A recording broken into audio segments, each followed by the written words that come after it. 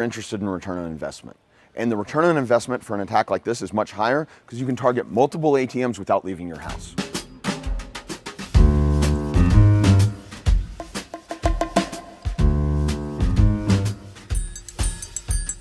This is a home-based command center. Think of it as the IT technician for this crime. This is just a standard ATM. So I'm going to withdraw $40 from this ATM. Select English, fund PIN. I'm going to make sure to protect my PIN. I'm going to do withdraw checking for 40. We have two X-Force Red $20 bills. I'm going to request $40 again. Let's see how much money I can get out. I'll take a receipt. Now, this time, in fact, if you look at my receipt, it also says $40.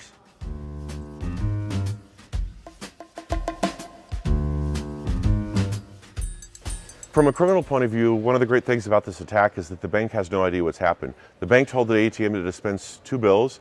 It has no idea that the attacker modified the response and changed it to 10 bills. And what operating systems do these generally run? You see everything from XP Embedded, XP, Windows 7, all the way up to more modern variants of Windows. So you're saying that the most vulnerable versions of Windows are deployed on thousands of ATM machines across the country? Yes, you have a lot of ATMs across the country that still run Windows XP. So the type of vulnerabilities that we exploit initially on an ATM are very common. ATMs are architected a very similar way to a home PC. In fact, oftentimes it may be more vulnerable because of the difficulty in patching ATMs that are distributed across a wide geographic area. Most of the ATMs don't have a support staff that's standing there, and if the bank has to send someone out to each ATM to install software, it significantly increases costs. So they're usually very conservative about which patches and which software they push out. This is the receipt printer, has a standard USB connection, shows up in Windows just like any other printer. You can actually print Word documents on this. The same is true for the safe. The cash dispenser is also just a USB device. We've printed out our own money and stocked it up. Once the ATM is compromised, that's where it gets a lot more complicated. An attacker has to know how to communicate with the specialized devices. Each vendor has a separate set of hardware that they're going to be using. Every piece of software on an ATM has the potential to be a little bit different. So we create our own custom software when we're performing attacks. The attacker can monitor everything that's going on.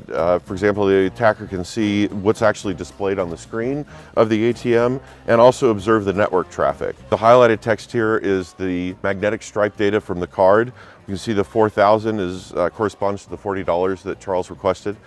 A lot of people assume that when an ATM withdrawal is processed, the bank issues just a yes or no response.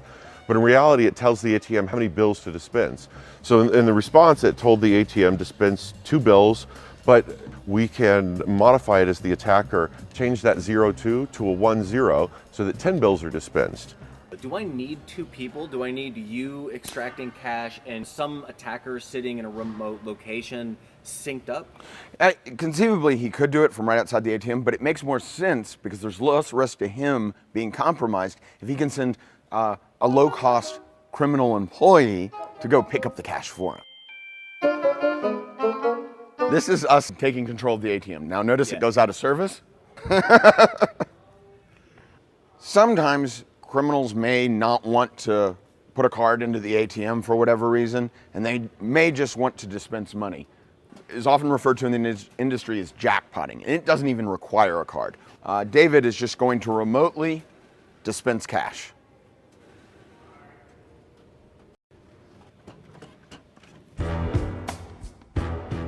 How often they're updated often depends on the volume of usage for an ATM, but an ATM like this can hold over $200,000. In fact, in certain rare instances, they can be stocked with up to $1 million. And it's very difficult for banks to detect this in the short run because ATMs don't have a precise way of measuring how many bills are in the back. It's just a counter. It's really only if the criminals empty the ATM completely of cash that the warning bells go off. So a lot of the technology that is needed to defend against it are things that are already on the market. For example, having encrypted network connections between the ATM and the bank. While that's been available for literally decades now, it's surprising how many banks are still using insecure network communication. When an ATM like this is compromised, it's the consumer that pays in the form of increased fees.